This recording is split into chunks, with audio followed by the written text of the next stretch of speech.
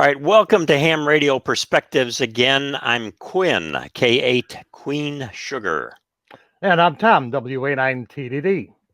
All right, Tom, here goes, man. I think we should talk about how to grow ham radio because I have some very strong opinions on this. And I bet you do, Quentin. And it's already we have 700,000 plus hams and ham radio in the United States. So what do you mean by growing ham radio? I'm talking about actually growing the number of people who are active in the hobby. Not all the stuff where people just say they're hams because they got a license, they're listed in QRZ or something, but they're actually involved in the hobby. They're helping progress the hobby. That's what I'm interested in. And what would be the advantage of increasing the population of hams? Hey, all of the advantages of ham radio: more fun, more people, more ham fests, more parking in the mud at the ham fest, more QRM on 20 meters, more California kilowatts knocking the power out of the park. Yeah, just what we need. And lots of people and organizations like the ARRL have tried to grow the hobby, and they haven't had a great success at it. So, why should we listen to you? Yeah, okay, so here we go. I suggested this topic to you, Tom, because this really hits my area of expertise. We all have opinions about how to grow ham radio because seriously, we would like to have more people in the hobby and more people doing the emergency work and the contests and so on. But here's the thing. My background is in communication, how to persuade people, how to get people to believe certain things or do certain things. So I spent 40 years plus teaching in higher education, in communication, writing a lot of books and articles and the like. And I've always thought there are some ways to grow the hobby that we're not necessarily doing all that well. So I thought in this video, what we could do is have you kind of interview me. I'll give you my pitch on it. And then we'll have people put their comments down below. And if need be, we'll do another one of these, maybe even one live where we'll have some live discussion with other people. What do you think? I think that'd be a great idea. And I'm a little leery on the live bit because we can get kind of crazy. But, hey, give it a try. Hey, Quinn, hams have long focused on recruiting youth and more recently women into the hobby. And what do you think about that? All right, let's talk about the usual groups that people say they want to recruit in ham radio, right? Right. Okay, so one of those is youth. We got to get more youth into the hobby. Okay, is that going to work? For the most part, no. Because young people are more interested in other things now. They may be interested in electronics like you and I were as kids. They may be interested in computer gaming. They might be interested in sports. As they get a little bit older, they're going to be interested in the opposite sex and so forth. They may be interested in cars even. Sometimes people still are. But getting them interested specifically in ham radio, when what they will see about the hobby is that it's mostly older people already involved, kind of turns them off. Right. I mean, they're interested in connecting with people who are more in their own peer group. So the youth one is not so great. Now, what about just attracting more women? Okay, I'm going to get into trouble here, but here's the deal, Tom. You're good at that. Yeah, right. When it comes to the difference between males and females, men like to talk about things and women like to talk about people or relationships. Is this true of all males and all women? No. But in general, it's true. The research supports this. There is a reason why we don't have more women in the hobby. Part of that is because those in the hobby tend to talk more about things, and it's always going to be that way. You look at the hottest videos on YouTube about ham radio, they're about things, their equipment reviews and the like. There is a natural affinity between males and electronics and electronic hobby, including what you do, Tom, such as engineering. You look at engineering, you look at computer science, it's overwhelmingly males, and people who have tried to change that significantly have not had a lot of luck for reasons I just suggested. Right. One counterpoint is the recruitment of women into engineering now has risen to the point of 40% of the population and higher education in engineering are women. So there's something to be said about that. So how would you go about getting these people active in the hobby so they're not just licensed, so they have a stake in the future of the hobby and not just, like you say, QRMing on 20 meters? Okay, yeah, that was just a joke, of course. But here's the thing. Whenever you want to persuade people to either believe something or to do something, those are the two kinds of persuasion. You start with an analysis of the best audience. What audiences are persuadable? And so, what we really want to do is go after those who already are interested in the hobby, or at least interested in some of the technical aspects of the hobby, perhaps other aspects like getting involved in helping with emergency work or public health and whatever it is. Okay. So, what I'm trying to get at here is that we need to think about the audience that's most interested already, because then we don't have as far to go. And now, who are those people? I'm going to make a joke here to start with, and then let me unpack it a bit, Tom. We want to go after the 30 and 40 somethings who have beards and drink beer and are for the most part married, and they need a hobby that their wife will feel safe about to have them involved in. Now that's my joke. Let's not take that too far. Let me take it actually a step farther. In that kind of group, which are the people who have already expressed an interest in the hobby? And it is those who have gone to take a license. They've taken the test, they've passed it or not passed it, but they've already moved that far along, and it's going to be primarily younger males, and they're on the edge. They've already expressed that interest in what are we doing about it. That's who we want to go after, Tom, is go after those 30, 40 something year old males primarily who are willing to go forward and take the test, or especially those who already have. So what's happening now, Tom, is a lot of people in this category are getting their tickets and then they're not doing anything with it. Randomly look up call signs on QRZ.com and find out what's happening. You just find these people after people after people out there when you search call signs who are not active. And you say, what's going on here? They got a license, but they haven't moved forward. Those are the people that we need to move forward, Tom. Right. And Quinn, it might not be a bad idea to approach some of the maker community. They seem to have a stake in technology, especially radio, Arduino, Raspberry Pi. That would be a good community to try to focus in on, also to recruit for ham radio. It would. Those are all secondary communities. In other words, they have not come quite as far. Those who have already gone to take the exam but are not active are the ones that we need to focus on to get more active in the hobby, to bring them along. So what you're talking about is very good, but those are secondary audiences. We need to first go after those. And I suppose you want to know how I think we can go after those people.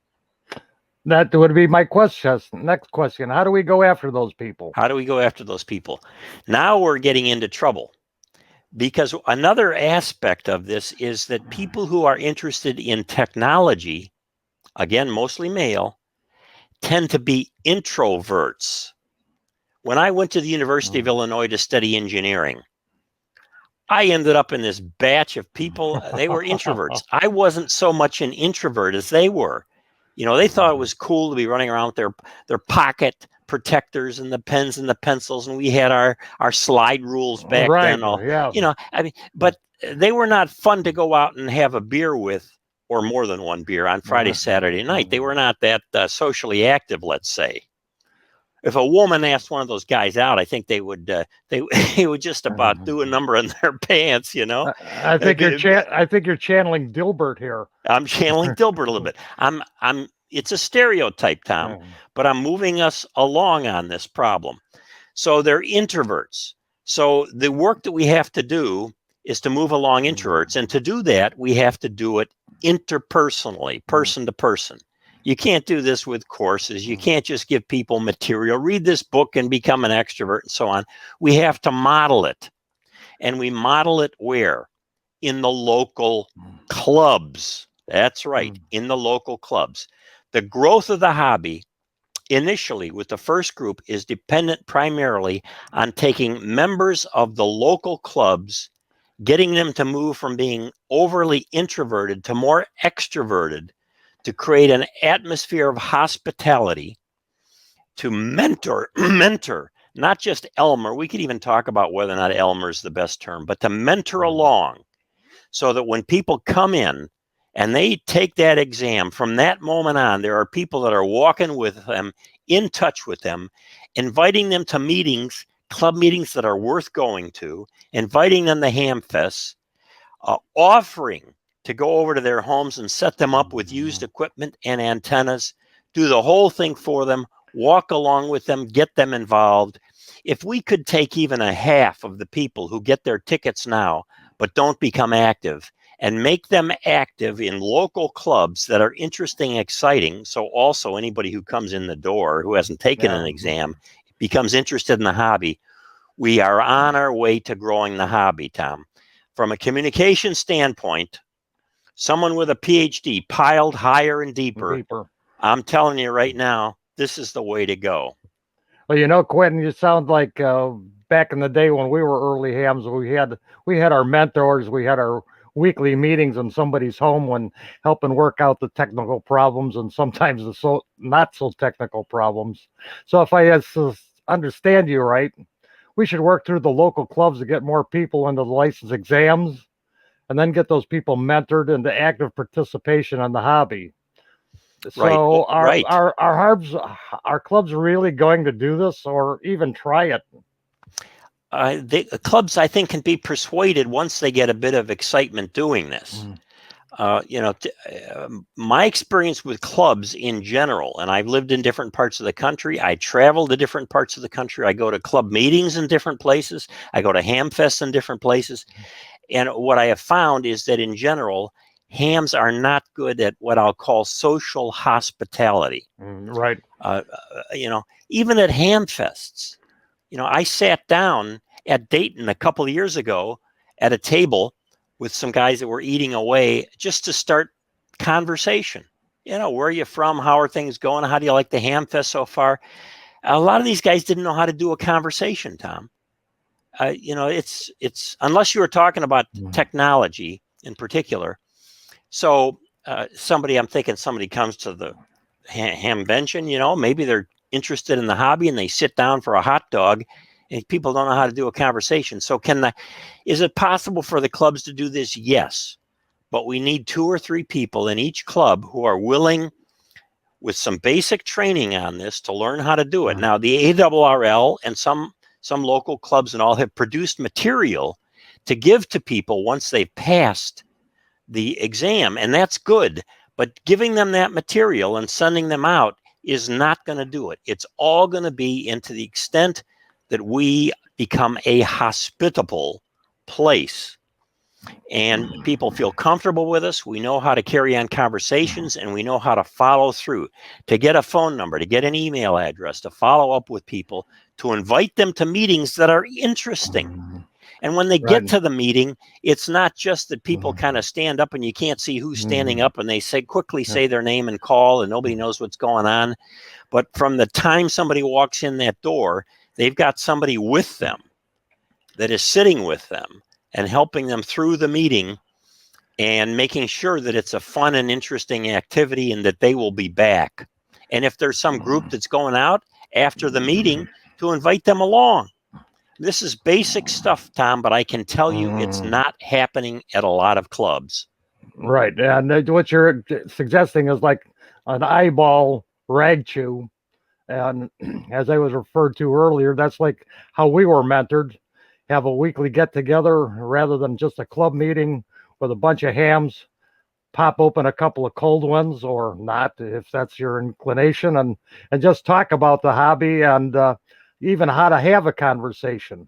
Yes, how to have a conversation, have a conversation about the hobby, invite people over to your shack, figure out who in the club lives closest to where the newly licensed people or visiting the club are, and move along there. This can be done, Tom. It requires some modeling of it. The primary way we learn how to communication is not by by being instructed, but by modeling. We pick it up. Oh, yeah. Right. Right. And what I have found is there are a few people in every club who are a little more outgoing, a little less introverted, and can start to make this happen. And I think the local clubs should also set goals. Right. So if last year, let's say they had 2 visitors on average per new meeting, they should say, we're going to aim for 4. Or if they were given the exam to 10 people a month, and 2 of those people became active, 4 people are going to become active. Set some goals and stay with it. This will become fun. I think it will happen. So again, to summarize my pitch, Tom, the growth of the hobby is not going to be in areas where we think it's going to happen with youth and with women or particular ethnic groups, particular identity groups. It's not going to happen through that. It's going to, people are interested in electronics. That's a secondary thing. And we can do more videos on that later, like with the maker community and the like. But the first thing is those who are already stepping forward, they're coming to club meetings, and especially they're taking the exams. Those are the people that we want to start working with to get them involved in the hobby. One of the things I've learned, Tom, is that, well, here's an interesting story. So I go to get my teeth worked on at the dentist. And the dentist asks me, hey, what kind of hobbies do you have? Whatever, just making conversation. Okay. Get your hand out of my mouth. Here's the deal. One of my hobbies is ham radio. Ham radio, the guy says, gee, I bought these little walkie-talkies. I hardly even know how to use them. I said, are they Chinese made? He says, yeah. I said, is it a Bofong? Bo begins with, yeah, Bofong. He said, I bought them on Amazon, but I don't know what to do with it. I said, do you have a license? No. Whoa, this is good. Not only that, but the guy who fits you with new glasses there, he had talked him into buying a couple. So when they go out together, because they like to go out doing sports stuff and hiking and skiing and all this other stuff, he said they could communicate.